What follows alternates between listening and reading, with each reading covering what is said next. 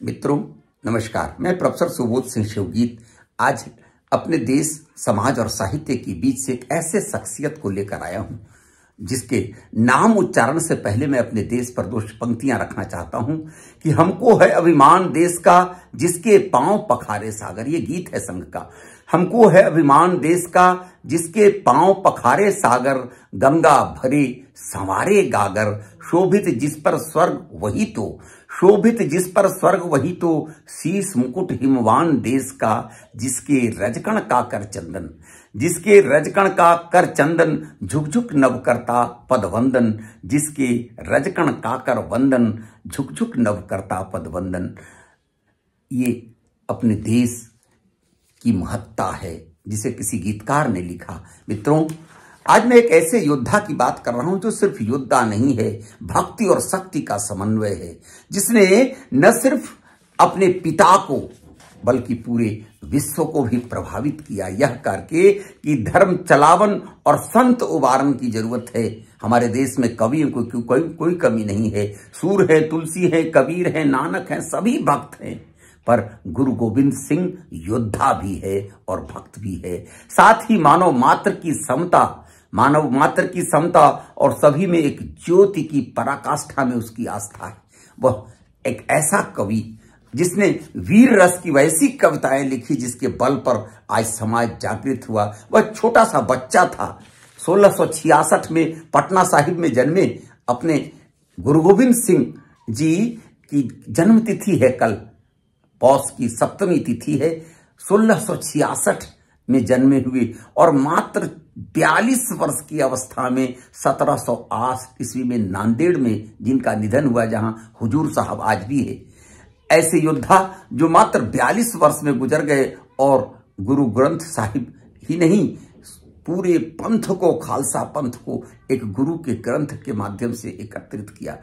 उन्होंने एक आस्था दी कि सिर्फ क्षत्रिय है भारत की रक्षा के लिए कटिबद्ध नहीं है, क्षत्रिय भी अक्षम हो सकते हैं, वो भी बदल सकते हैं। इसलिए समाज में हर उस आदमी को क्षत्रिय बनने का हक है, सिंह बनने का हक है, जो अपने राष्ट्र, अपने समाज, अपनी संस्कृति, अपने धर्म की रक्षा के लिए खड़ा हो सकता है। उन्होंने अपने पंच प्यारों का जो निर्माण किया उसमें एक खत्री थे, बाकी कोई नाई है, कोई कुछ है, कोई कुछ है, कोई चर्मकार है, सबों को मिलाकर वो पंच प्यारों का जो गठन किया और गुरु ग्रंथ को, जो गुरु ग्रंथ साहिब की स्थापना की, ताकि रोज इस गद्दी पर कोई गुरु नहीं बैठेगा। वो कितने बड़े भक्त कवि थे। आज मैं उनकी कविता की दो पंक्तियों से अपनी बात की शुरुआत करूं कि देह सिवा बर मोह इहै, देह सिवा बर मोह इहै, शुभ कर्मन में कबहू न टरे, शुभ काम करने में कभी न टरे। देह सिवा बर मोह इहै, शुभ कर्मन ते कबहू न टरे, शुभ काम करने से कभी न टरे। न डरो अरिसो जब जाई लड़ूं, अरि यानी शत्रुओं से जब लड़ने के लिए जाए तो कभी डर नहीं पैदा हो। न डरो अरिसो जब जाई लड़ो, निश्चय करी अपनी जीत करो, जीत के सिवाय मुझको कुछ नहीं चाहिए। न डरो असिसो जब जाई लड़ो, निश्चय करी अपनी जीत करो, और सिखो अपने ही मन को, इस लालच हो गुण तो उचरो, जब आओ कि अवध निदान बने, अति ही रन में तब जूझ ही मरो।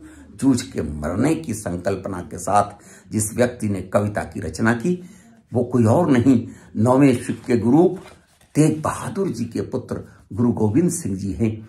जब कश्मीर के पंडितों पर अत्याचार हो रहा था, वो बहुत अल्प आयु के थे, 10 वर्ष की अवस्था थी उनकी।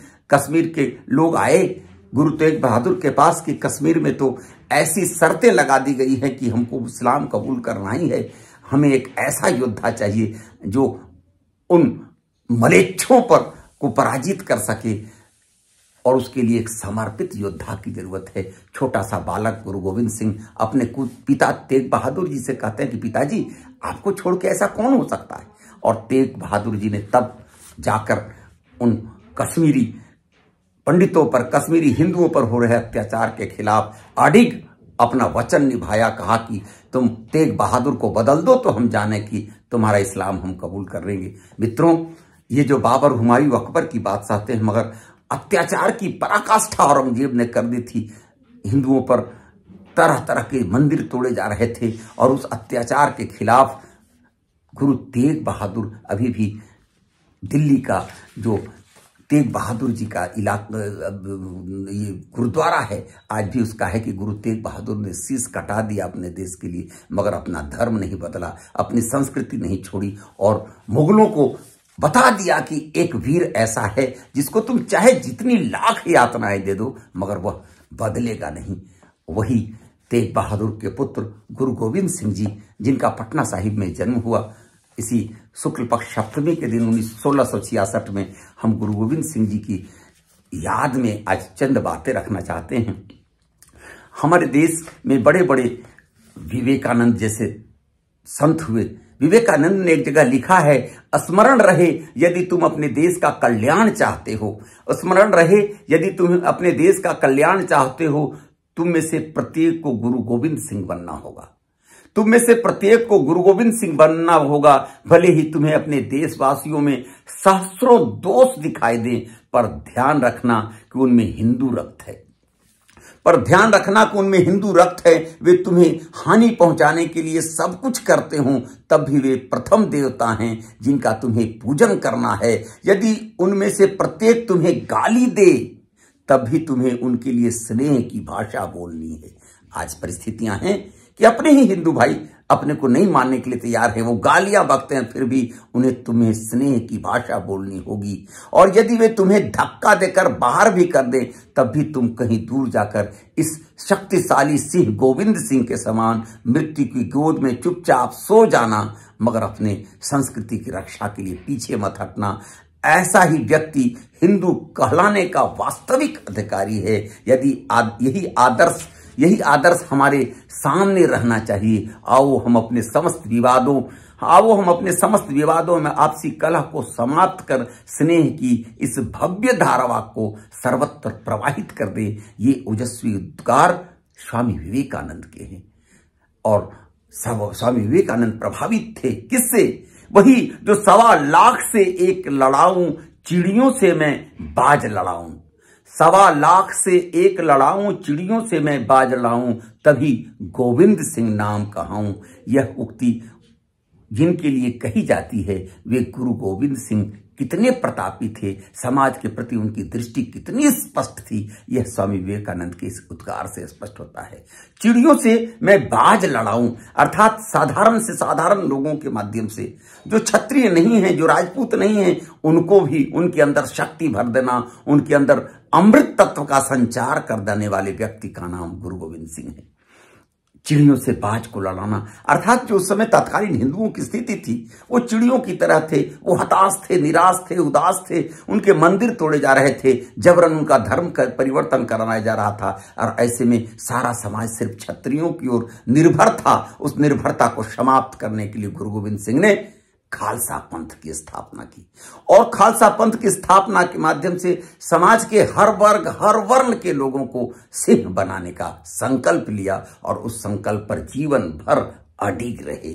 ये दशम गुरु गोविंद सिंह की कृपा है कि किसी महान पुरुष की बलि के बगैर मार्ग नहीं निकाला जा सकता। ये गुरु गोविंद सिंह ने हमें संकेत दिया। जो मात्र 9 वर्ष के थे तभी उन्होंने अपने पिता को प्रेरित किया। गुरु तेग बहादुर धर्मांतरण के लिए बाध्य किए जा रहे ब्राह्मणों के लिए कश्मीर के लिए खड़े हुए, और गुरु गोविंद सिंह खुद भी जब आगे आए, जब पिता की मृत्यु हो गई, तब गुरु गोविंद सिंह ने कमान संभाला, और औरंगजेब की नीतियों के कारण जो पंजाब महाराष्ट्र में संघर्ष हो रहा था, उस संघर्ष को लड़ने की शक्ति पैदा कर दी। अपने निर्बल और कमजोर समाज में चिड़ियों से बाज को लड़ने का संकल्प लिया। उन्होंने जो कुछ भी किया दुर्बल हिंदू समाज की रक्षा के लिए। हिंदुओं की स्थिति उस समय ऐसी थी कि जात पात में लोग बटे हुए थे। कहा भी गया है कि जैसे केलन के पातन में पात, वैसे हिंदुन के जातन में जात। इस जाति पात से उबार कर गुरु गोविंद सिंह ने हिंदुओं में छात्र धर्म, रक्षा धर्म, उनके अंदर शक्ति का संचार करने का काम किया। उन्होंने सबसे पहले जो गुरु नानक पहले पुरुष थे, गुरु नानक देव के बताए मार्ग पर चलकर उन्होंने उपेक्षित और पीड़ित समाज को उठाने का काम किया। और गुरु गोविंद सिंह जिस खालसा पंथ की स्थापना करते हैं, जिसका नतीजा हुआ कि उन्होंने एक तरफ भक्ति के वो संचार के लिए हमेशा नाम सुमिरन में लगे रहते थे, तो दूसरी ओर शक्ति का संचार के लिए ओजस्विता की कविताएं लिखते थे। उस ओजस्विता की कविताओं की मैंने अभी आपके सामने चर्चा की। गुरु गोविंद सिंह का यह जो जीवन है, छोटा सा जीवन उनका लड़ते हुए गुजर गया। बैसाखी का पर्व था और मलेच्छों ने उनको ऐसा घेर रखा था कि उनके 4 पुत्रों के साथ उनकी मां गुजरी बाई, पिता की बात आपने सुनी थी तेग बहादुर, तो माता गुजरी देवी और उनके 4 पुत्र अजीत सिंह, जुझावर सिंह, फतेह सिंह और जोरावर सिंह सब फंसे रह गए। और उस चमकौर के किले से माता गुजरी देवी कुछ लोगों के साथ निकली तो मुगलों के द्वारा पकड़ लिए गए उनके 2 पुत्र अजीत सिंह और जुझावर सिंह। माता गुजरी देवी भी पकड़ ली गई, उनके ही किसी नौकर ने मुखबिरी की थी, तो खैर वो तो मार दिए गए मलेच्छों द्वारा। मगर उनके 2 पुत्र जो हैं फतेह सिंह और जोरावर सिंह को वजीर खान ने पकड़ लिया और उनके 2 बच्चों को, 2 बच्चे तो अजीत सिंह और जुझावर सिंह मार दिए गए युद्ध से में, और 2 बच्चे जिनको वजीर खान ने पकड़ लिया, दीवारों से चुनवा दिया। और दीवार से चुनवाने के समय एक ही शर्त रखता था कि तुम इस्लाम कबूल करो। मगर गुरु गोविंद सिंह के बच्चों ने कभी भी इस्लाम कबूलने का प्रयास नहीं किया, इस्लाम नहीं कबूल किया। और जब इस्लाम कबूल करने की बात चल रही थी तब उनके बच्चों के सामने एक शर्त थी कि तुम जो हो चाहो तो इस्लाम कबूल करो, तुम्हारी प्राण की रक्षा मैं कर दूंगा। और जब ऐसा नहीं होते देखा तो देखा कि दीवारों से चुनवाने के क्रम में 2 भाई दीवारों से चुनवाए जा रहे थे। वजीर खान जो सरहिंद का नवाब था उनको दीवारों से चुनवा रहा था, तो बड़ा भाई फतेह सिंह रोने लगा। जब रोने लगा तो छोटा भाई जोरावर सिंह, जिसकी अवस्था 8 वर्ष थी, और बड़ा भाई फतेह सिंह जो 9 साढ़े 9 साल का था, कहता कि तुम भैया क्यों रो रहे हो? तो फतेह सिंह जवाब देता है कि बाबू, मैं इसलिए नहीं रो रहा हूं कि मैं इनके अत्याचार से डर गया हूं, मैं इसलिए रो रहा हूं कि दुनिया में आया पहले फतेह सिंह था और जा पहले जोरावर सिंह रहा है। तुम छोटा होके भी पहले जा रहे हो, इसलिए कि दीवार की कम ईंटों में ही छोटा भाई दफनाया जा रहा था, जोरावर सिंह दबने जा रहा था। तो फतेह सिंह रो रहा था इसलिए नहीं कि वो डर गया था, इसलिए कि छोटा भाई पहले जा रहा है, उस पर ईंटें आज समाप्त होने जा रहे हो, मेरा बचना है। इतने वीर बच्चों के पिता थे गुरु गोविंद सिंह।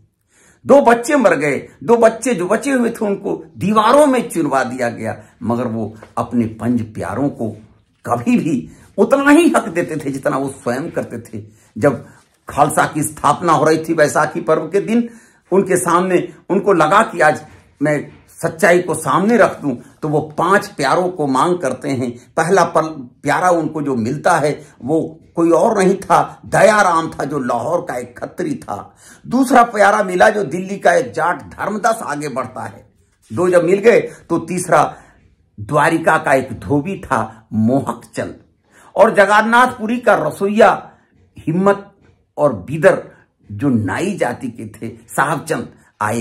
ये 5 प्यारों को लेकर उन्होंने जो पंथ की स्थापना की थी, जिनके सामने कड़ा, कंघ, कच्छ, कृपाण, ये 5 हमेशा सदैव रहते थे। सिखों के लिए ये संकल्प थे कि आपके सामने कटार होना चाहिए, आपके केस होना चाहिए, आपके पास कंघ होना चाहिए, आपके पास कक्ष होना चाहिए। कक्षा यानी पुरुषार्थ का पक्का होना चाहिए, ब्रह्मचर्य का पालन करना चाहिए।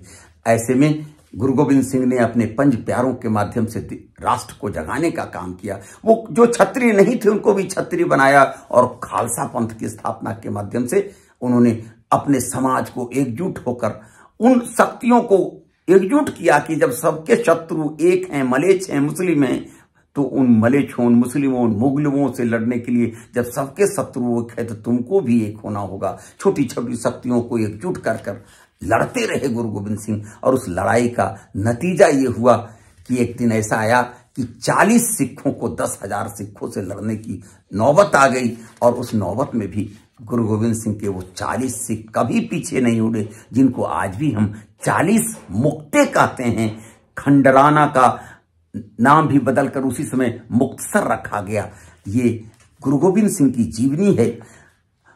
कहा जाता है कि गुरु गोविंद सिंह कभी भी पीछे नहीं हटे, वो हमेशा लड़ते रह गए। और उस लड़ने के क्रम में लोगों के बीच भक्ति का भी बीज बोया कि हम अपने संस्कार को छोड़कर कभी विजेता नहीं बन सकते हैं। और जब उनके अंतिम समय आए तो उन्होंने ग्रंथ साहब पर 5 नए पैसे चढ़ाकर 5 फेरा लगाया और कहा कि मेरे बाद ये धर्म चलावन और संत उबारन समाज को बनाए रखने के लिए इस गुरु के ग्रंथ को ही सब कुछ मानना, और गुरु ग्रंथ साहिब को तब से हम अपने खालसा में रखकर गुरु गोविंद सिंह के जीवन को उच्चरित करते रहे, उनके जीवन को जागते रहे हैं। और आज जब देश और समाज संकट में है, तो ऐसे संकट में मुझको लगता है कि हम नानक, कबीर, सूर, तुलसी की रचनाएं तो पढ़ें, मगर जरूरत है कि हम गुरु गोविंद सिंह की रचनाओं को भी पढ़ें। 1.25 लाख से एक लड़ाऊं कहने वाला गुरु गोविंद सिंह काल वह काल था जब भारत अत्यंत संकट में था। विदेशी शासन स्थापित हुए 6 शताब्दियां हो चुकी थी। यहाँ की जनता पर कभी अत्याचार से, तो कभी संघर्ष करके, तो कभी सद्भावना फैलाकर विदेशी शासन करते आ रहे थे। ये छलिया सिर्फ अत्याचार से ही नहीं, सद्भाव फैलाकर भी शासन करते चले आ रहे थे। विदेशी शासकों का कट्टरपंथी वर्ग प्रभावी हो चुका था और दूसरों को पीड़ित करना उसका एकमात्र लक्ष्य रह गया था। उस वर्ग को औरंगजेब जैसा ऐसा नेता मिल गया था जिसने अपनी सारी शक्ति इस देश की संस्कृति, इस देश के श्रद्धा के अंदर धार्मिक स्थल और विश्वासों को नष्ट करने में लगा दिया था। उस औरंगजेब नाम के नेता के माध्यम से देश की जनता को जागृत करना आवश्यक हो गया था। और उस आवश्यकता के समय जैसे यदा यदा ही धर्मस्य ग्लानिर्भवति भारत अभ्युत्थानम धर्म अधर्मस्य तदात्मनम सृजाम्यहम् कहा है गीता में भगवान श्री कृष्ण ने, उसी तरह गुरु गोविंद सिंह जी का आगमन हुआ था। उसी हालत में इस राक्षसी वृत्ति का नियंत्रण संभव था जिस वृत्ति से औरंगजेब चल रहा था, और उसका मार्ग स्वयं तो चला ही अपने शिष्यों के माध्यम से, अपने पंथ के माध्यम से, अपने खालसा के माध्यम से, व्यवस्था के माध्यम से गुरु गोविंद सिंह ने जागृत किया। गुरु गोविंद सिंह ने इस परिस्थिति से अपने को, संगठन को उस प्रदेश में, पूरे प्रांत में, पूरे राज्य में, पूरे राष्ट्र में स्थापित किया। तत्कालीन विदेशी शासन से जो जकड़ी हुई व्यवस्था थी उसको चुनौती दी, और उस चुनौती से लड़ते लड़ते ही अपने जीवन मात्र 42 वर्ष की अवस्था में उनका समाप्त हो गया। मगर कभी भी गुरु गोविंद सिंह पराजित नहीं हुआ, हारा नहीं, और न अपने समाज के दलित, वंचित, पीड़ित लोगों को कभी हारने दिया। कहा जाता है कि जनता की प्रवृत्तियों में परिवर्तन को वो महत्व देते थे। ये जनता की प्रवृत्तियां जो दब गई थी, उन प्रवृत्तियों को वो जागृत करना चाहते थे, उसमें परिवर्तन लाना चाहते थे, उसकी प्रवृत्तियों को ही महत्व देते थे कि इनकी प्रवृत्तियां जब तक नहीं बदलेंगी तब तक इनका निर्माण नहीं हो सकता। उसके लिए जरूरी है आत्मविश्वास। आत्मविश्वासहीनता को दूर 1.25 लाख से अकेले लड़ने का जो अदम्य उत्साह उन्होंने दिया था, उस प्रेरणा को उन्होंने महत्व दिया। अदम्य उत्साह से उसमें भरा भारत के इतिहास में उनका स्थान इसी कारण अत्यंत विशिष्ट महापुरुषों में एक है। हमको लगता है आज दुनिया के अन्य देशों के पास जो भगवान बने हैं या गॉड हैं, उन गॉड की गिनती अगर की जाए तो अपने देश में हजारों नहीं लाखों ऐसे योद्धा पैदा हुए, वीर पैदा हुए, भक्त पैदा हुए, जिन्होंने भक्ति के साथ शक्ति का भी संचार करके इन अत्याचारी और अन्यायी शक्तियों से लड़ने की शक्ति, प्रेरणा शक्ति समाज में भरने का काम किया। उसमें गुरु गोविंद सिंह का नाम सदैव अमर रहेगा। एक कवि हृदय व्यक्ति जिसमें भक्ति भी थी और शक्ति भी थी। एक तरफ गुरु का माला कभी नहीं छूटता था, तो दूर सूर्योर 225 kg का उनका जो धनुष बाण था वो भी नहीं छूटता था। और उनके तीर, धनुष से जो निकले हुए तीर थे, उसमें कहा जाता है कि 1.25 तोला सोना लगा रहता था, ताकि उस तीर से जो मरे तो वो मरने वाले का इलाज हो जाए, उसके घर की परवरिश भी हो जाए। अर्थात शक्ति के भीतर भी भक्ति का संचार करने वाला, अपने राष्ट्र, अपने समाज में जो कमजोर हो गई शक्तियां थी उनमें छात्र धर्म भर देने, लोगों को सिंह की उपाधि देने वाला, उनको सिंह बना देने की क्षमता रखने वाला वो शख्स गुरु गोविंद सिंह थे, जो आज सिखों के 10वें गुरु तो हैं, मगर भारत के लिए हम समस्त भारतवासी उनके प्रति ऋणी हैं। अगर वे थे तभी आज हम सनातनी हैं, भारतवंशी हैं, हिंदू हैं।